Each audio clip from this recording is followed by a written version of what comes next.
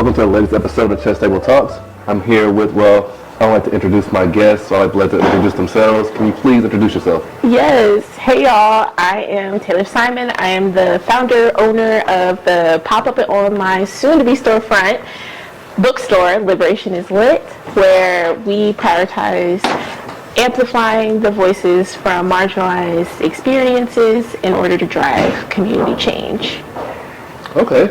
All right. So Liberation is Lit. I mean, you kind of really explained like your mission statement, but give us a little more about what Liberation is Lit is and how it got started. Yes. So, do I talk to you? Or do you talk? Okay. So, I started Liberation is Lit we were talking about the I'm still relevant because it's lit, right? So I started a book blog that was actually called It's Lit. Oh, okay. And it was supposed to be like just all the things social justice and books. And then I saw that there was another book blog called It's Lit. So I was like, well, now I gotta change my name. So I changed it to Liberation is Lit. And I felt like that name really encompassed the energy of using stories to change us internally, to kind of have that ripple effect to make change in our communities. Because when I started the blog, I was like, oh, I'm just going to do book reviews, but it ended up being like how the books were changing me and making me want to learn about different issues and how to get involved. So I started just writing about using books as a resource for that. Mm-hmm. And I remember making a post in 2021 that said, in the next 5 years, I'm going to make this a bookstore. And the universe pushed up the timing because I was feeling a little burnt out in my line of work. So I was like, well, let's try this thing as a bookstore.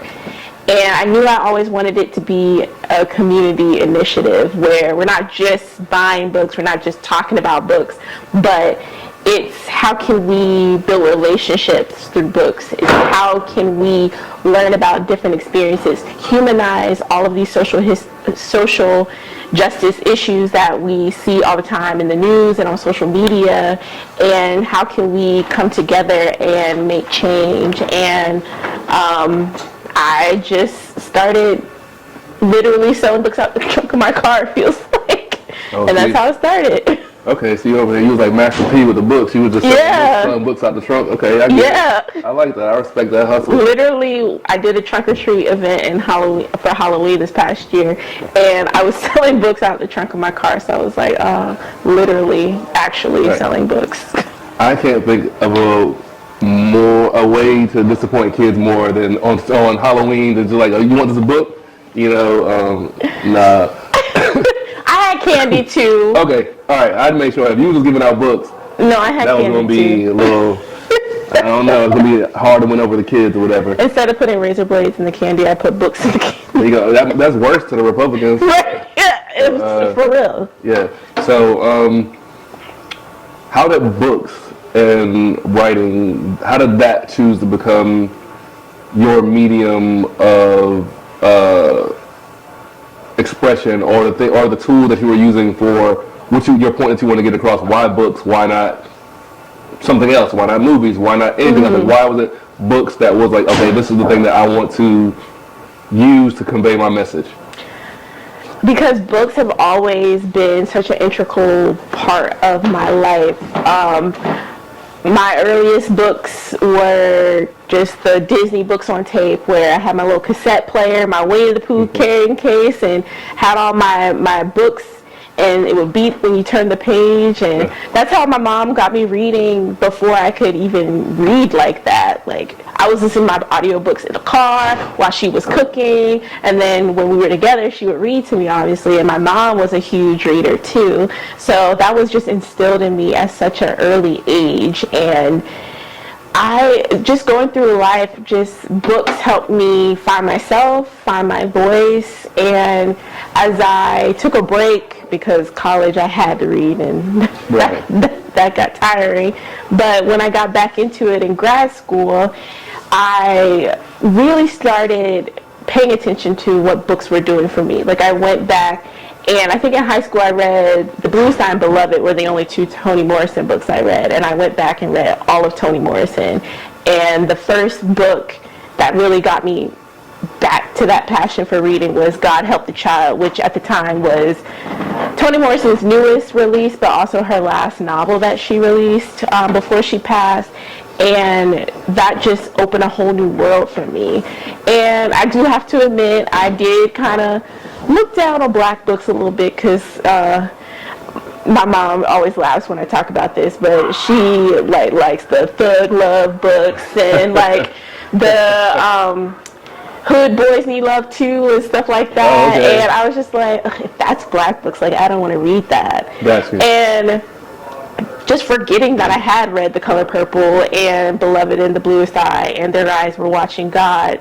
But then I found like Black literature, and I found a community in social media on Black Bookstagram where like Black people wrote literary fiction. Black people wrote like the artsy things that I like really enjoy reading. And one of the books that really got me to delve into Black literature was The Fifth Born by Zelda Lockhart. And just the way she writes so poetically, and it's a novel, but also like it's about this little Black girl who feels ostracized and not protected in her family. And I just really connected to the way those experiences were translated to me through literature. Right.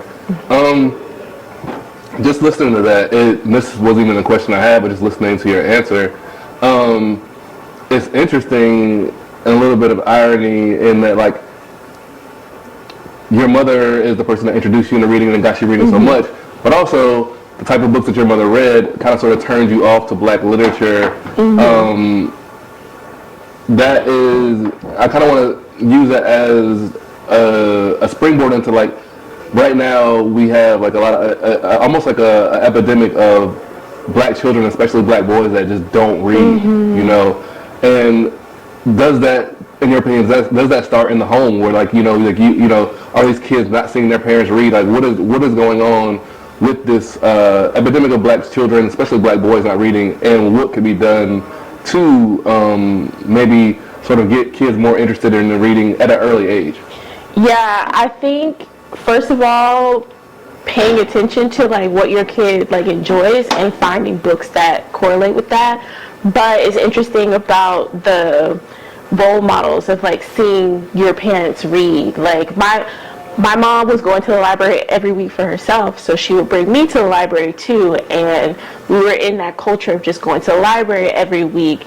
And especially when I was doing stuff like giving away books for Halloween, and the parents would be like, oh, are you like, this would be great for my kid, like what do you have for kids? I always get, and I'm just like, well, why aren't you asking for yourself? Or if I'm just at Soda City, they're like, oh yeah, my kid would love this booth. And I'm just like, well, I mostly sell adult books. I have way more adult books here than kids books. Right. And I feel like we think of reading as only a student or a child activity. And so when we graduate public school or K through 12 or whatever, it's like, oh, we don't have to do that anymore.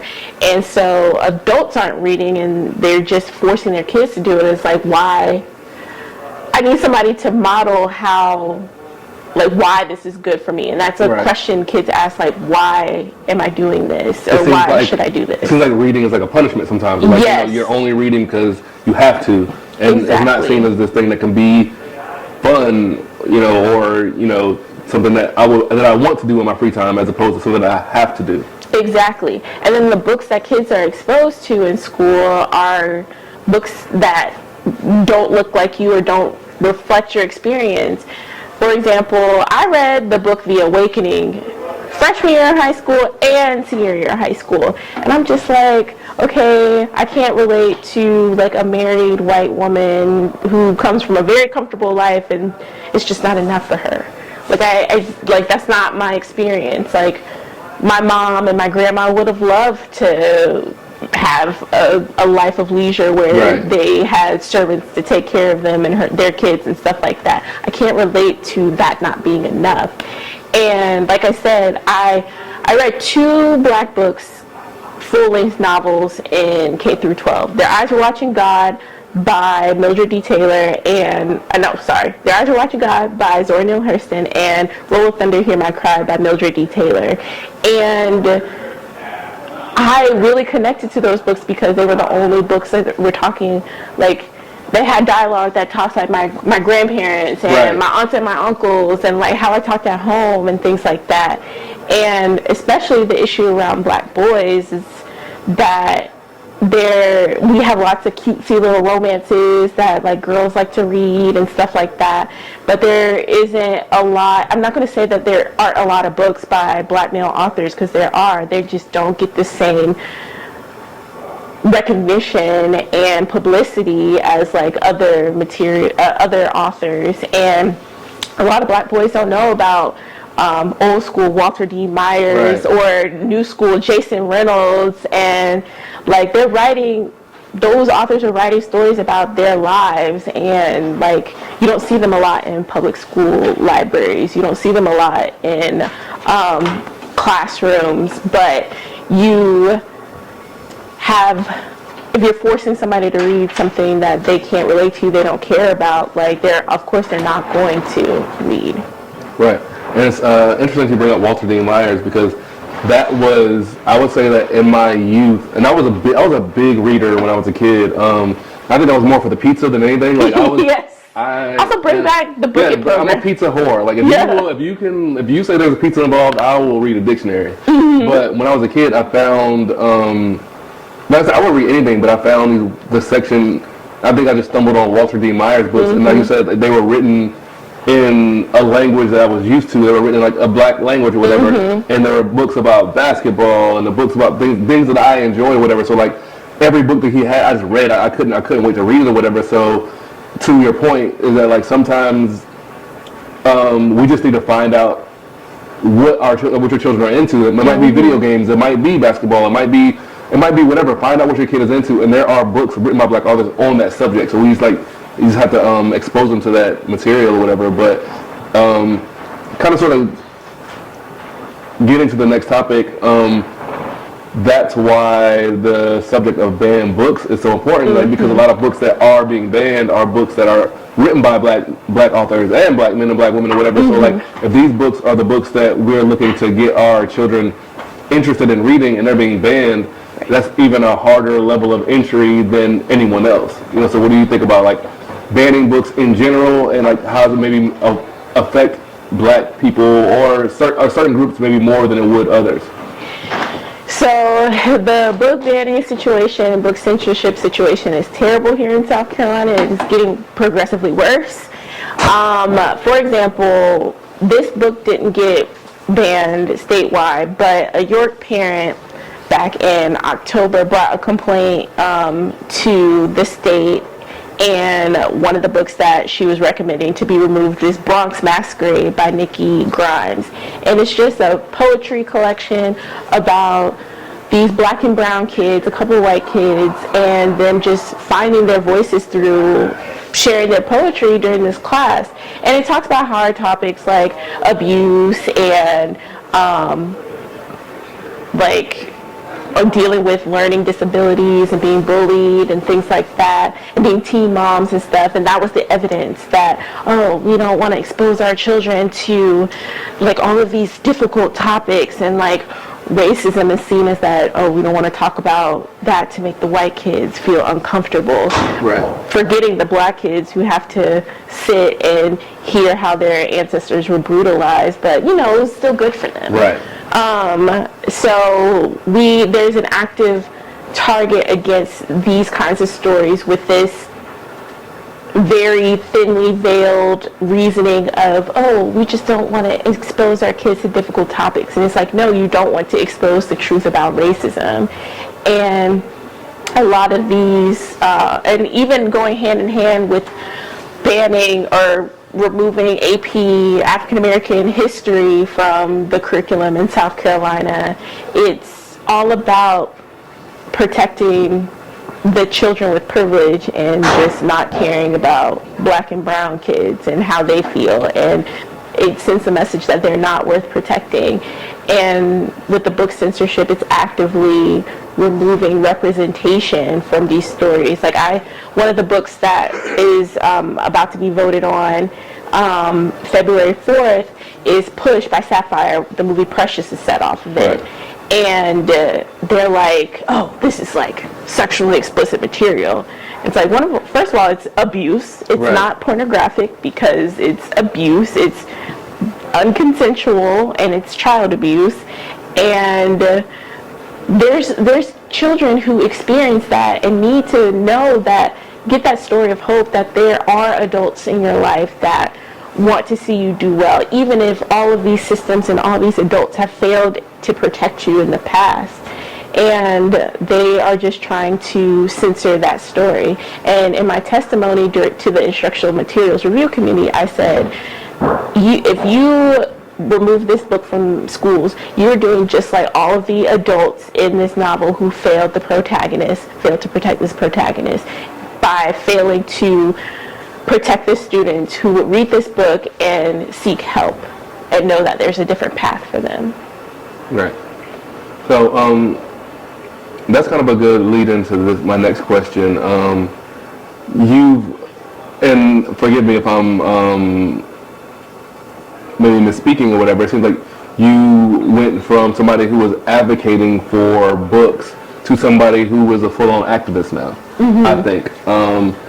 And I've always had the question because I don't believe that I have the temperament to be an activist. I think that certain people, everybody can't be an activist. Everybody mm-hmm. can't be on the front lines and have somebody mm-hmm. spitting in their face or yelling at them and saying things that they don't want to hear, or mm-hmm. letting people speak their opinion when it's something that you think is vile or whatever the case may be. So like, just a little bit about like, all right, in your activism, like, I don't think a lot of people realize how difficult that process and like maybe lonely and sad and frustrating mm-hmm. that can be, mm-hmm. having to deal with all the things that comes with being an activist. So like, what makes it? So can you talk a little bit about like the downside and like the mm-hmm. like the negatives of like, you know, having people talk to you bad online or in person or whatever the case may be, mm-hmm. and like what, you know, these things, and then what makes it worth it? What makes you still want to do it at the end of the day? Like, what makes you say, you know what, these people might not be spitting in your face, but they might mm-hmm. be saying things that you don't want to hear. They might be opposing you. They might be very bigoted or whatever, mm-hmm. but you still choose to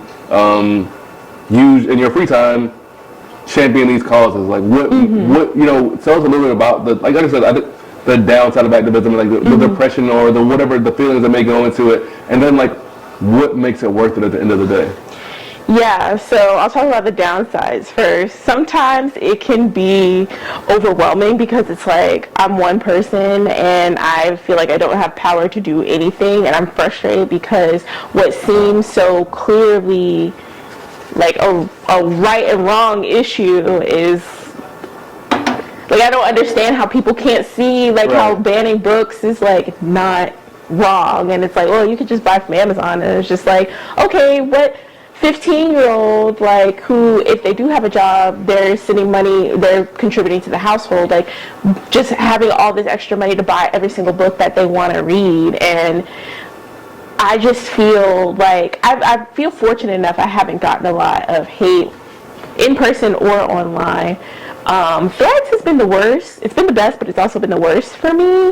And I steadily, actually was like, I had like 3,100 followers. I was like, I bet I'm gonna get under 3,000 by this weekend, and I did. And it's just like, it's hard because you feel discouraged because it's like you feel oftentimes that you're the only one, or it's just you and a handful of people. But what really helps me like stick with it is that I find the handful of people, and I feel like that community that I have is really strong, especially within the arts community. And I read this book called The Black Joy Project, and in one of the chapters, the author talks about this metaphor of this work being like being a part of a choir. So if I need to step back and take a breath, like I can trust the rest of the choir to keep singing. And I feel like I have that with like a lot of the community that I have here in Columbia, and just seeing I feel overwhelming support and like everybody making comments like thank you for what you're doing or like you're so needed, like that is definitely like what keeps me going. And I feel privileged in that I don't have a job where I feel like I'm going to get fired for putting like information on the internet about censorship or being partisan or calling things out and educating people. And I can show up and be vocal because I don't have a job at 2 p.m. where a lot of these meetings are. I can be that voice for the people who can't make it to the meetings and be as involved because they have to work and do life and things like that, or they have to be worried about getting fired for the things they said. And I remember my first job, like they had me so paranoid, like me and my coworker at the time wanted to go to the Pride event that was happening that first weekend we started. Just because we were new to the community, we just wanted to like see what was going on, and I was like the first event, and our supervisor was like, oh no, like you can't be seen in any photographs, you can't tweet anything, you can't like talk about anything. And so like we were like, is that a camera? Like let's hide. And we were so paranoid about just getting in trouble for these things, and I just feel fortunate that I don't have to worry about that anymore.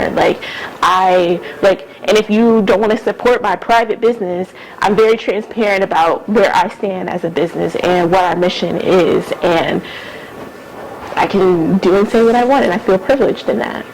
Yeah, there's a lot of power in that. Like I said, like it was like, you know, the easy way is going with, you know, like, you know, the path of least resistance, but standing up and saying like, I'd rather take less money or have a harder route or whatever, if just to get to speak my mind and you know, say how I feel. And that's you know, that's very commendable, because a lot of people are going to always just take the money every time or whatever. So that's dope. So one thing we haven't gotten into yet is that, you know, you're a big supporter of books in every way, but you yourself are an author. Let's talk about that a little bit. So let's talk about like, you know, how did you go from big avid, you know, a big reader to saying, you know what, I want to be the person that writes the books, and just a little bit about your work and like what type of, you know, what the type of things that you do write. Yes, so I've been a writer for a really long time too. I remember like I wrote my first book in second grade. It was like a tooth fairy story. Yeah, it was like we were paired with like a fifth grader, and like we wrote and illustrated our own books, and they like had it bound for us and stuff.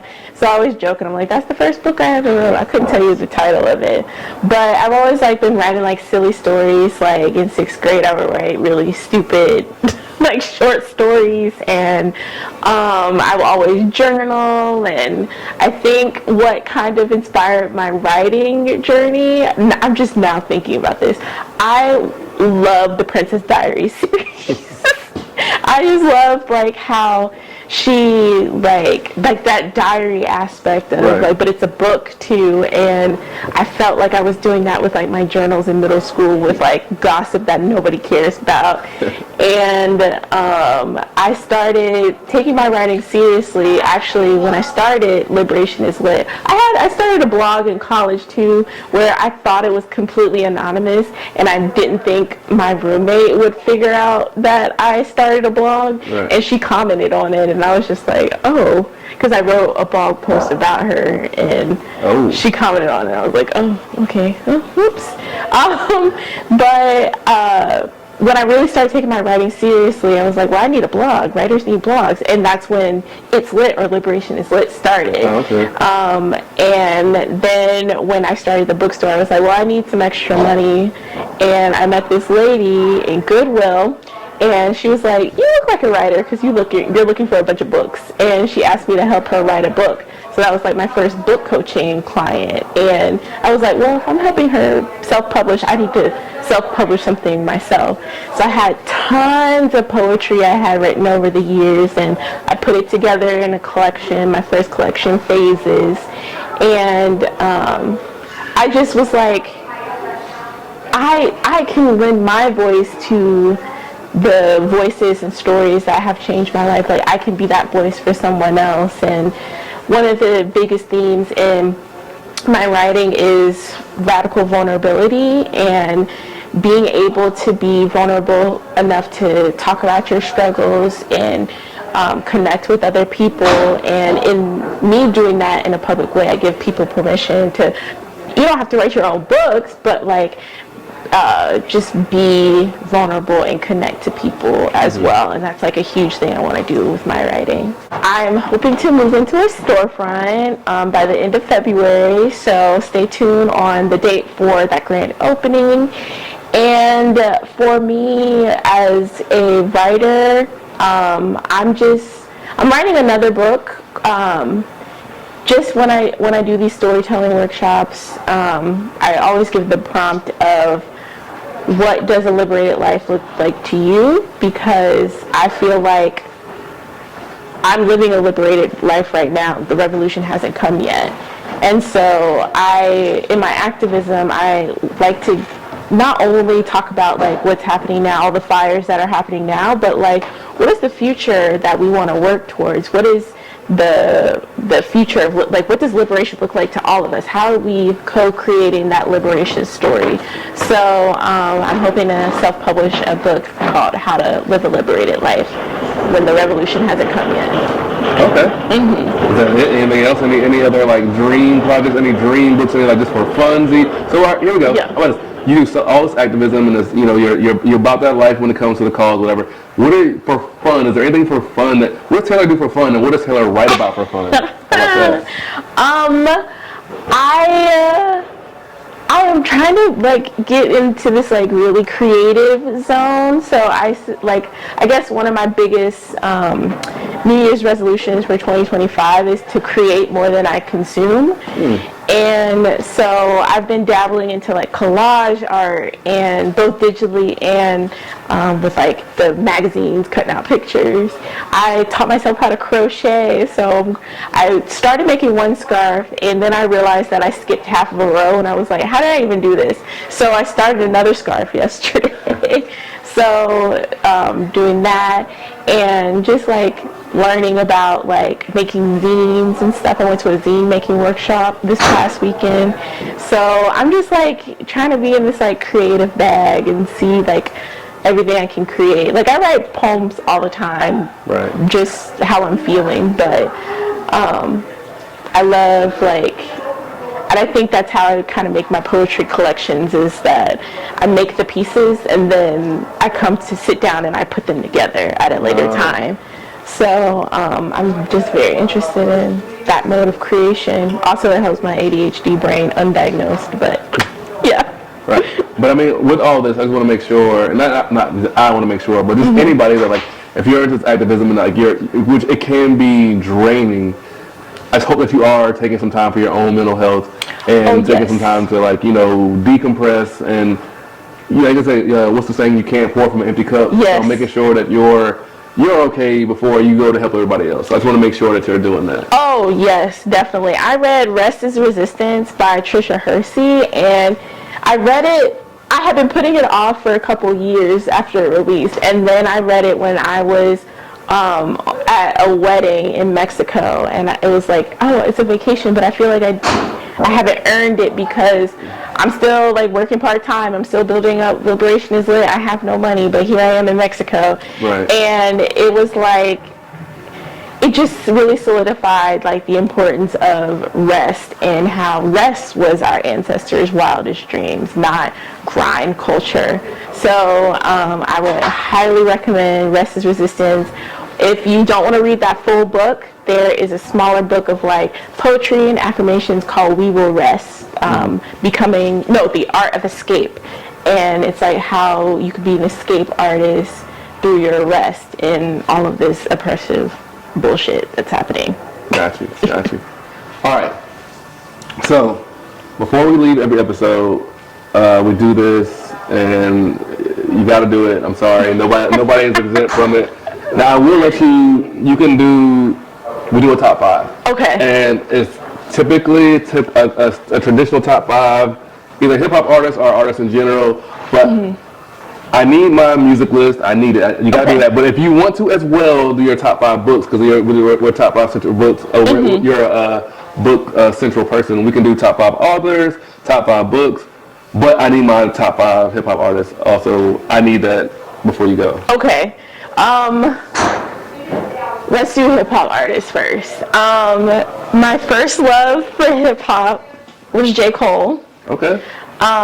So he kind of fell off for me, but his old music, especially 2014 Forest Hill Drive. Like, I went to the concert where he brought out Drake and Jay-Z and everything, so I was obsessed with J. Cole. So J. Cole, of course Kendrick, because he is the culture. Right. And for the longest time I was like, ooh, Cole versus K-Dot, and I was like, well, now I'm leaning more towards Kendrick because I love the direction he's gone. No Name, who has a book club, and they do a lot of, they get books to people who are incarcerated too. They have a book club, and the people in prison, they actually write their book reviews in a letter, and they like take a picture of the letter and post it on their social media. Cool. So they get to have their own like book review blog. No Name. Okay, hip hop. It's probably gonna make me basic, but Cardi B. Okay. And then of course, and of course Meg. Okay. Meg Thee Stallion. That's fine. All right, so I got what I needed. Now feel free. You can do whatever you want after this. You can do your authors, books, whatever you want to do. You don't got to do anything else. I got what I needed. So, before we go, if you want to, profess your love for your authors or your favorite books before we get out of here, this is your time to shine. Okay, so top 5 Black authors. Toni Morrison, of course. Got you. Love Toni Morrison. James Baldwin. Got you. Alice Walker is kind of controversial because she has come out as like transphobic, but like The Color Purple will always be that and I recently reread it, and it's always going to be a transformative book for me. So Alice Walker. Rachel Cargle, even though she only has one book, but that book changed my life, A Renaissance of Our Own, and I recommend every Black woman read that book. And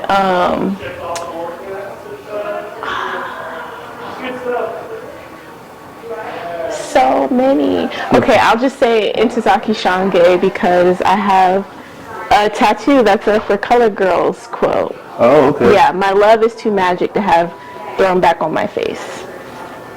Dope. Okay. Anything else?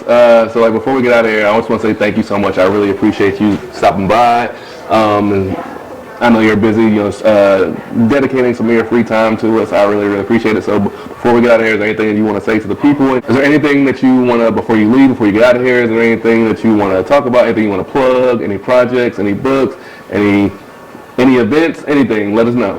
Yes, so me and my girl, Digital Drea, we are creating an anthology series called Wine About It, and this first edition is going to be for Black women to write about their stories of resilience and healing and self-love, and we are taking submissions till February 15th, and we're also taking donations to help us with the publishing costs. So if you want to check out our GoFundMe and donate to the cause, that would be helpful as well. And we are having our first Liberated YA book club with author Kalila Williams on February 4th. And so if you want to donate to our Liberation Fund, that helps cover costs for bringing authors into town and talking to high school students about important issues. This one's going to be about book censorship. And we also give the books away for free. So if you want to donate and support our Liberation Fund, you'll help initiatives like that. All right, so how do we get in contact with Tayler and Liberation is Lit, and how do we donate to these things? Like, what's the website? What's the IG? Whatever. How can we get in contact with you? How can we donate? How can we help? Yes, for Liberation is Lit, you can follow us on Instagram, TikTok, Facebook, YouTube at Liberation is Lit. The link in my the link in my Instagram and TikTok bio has the link to the website and the Liberation Fund if you want to check that out. The Liberation Fund is also on the website, liberationislit.com. If you want to follow me personally, I'm at TAYLER_made_books on Instagram and TikTok. And keep a lookout for our grand opening. Liberation is Lit is collaborating with Fifth Therapy, and I'll be moving into their storefront. Keep an eye out for that grand opening date, but you can check out Thrift Therapy. They are located at 2524 Forest Drive. Awesome. Well, thank you so much, everybody. So make sure you're supporting Tayler. Liberation is Lit. This is Chess Table Talks. Thank you guys so much. Shout out Thinking Kingdom Media. You guys have a good day. Out.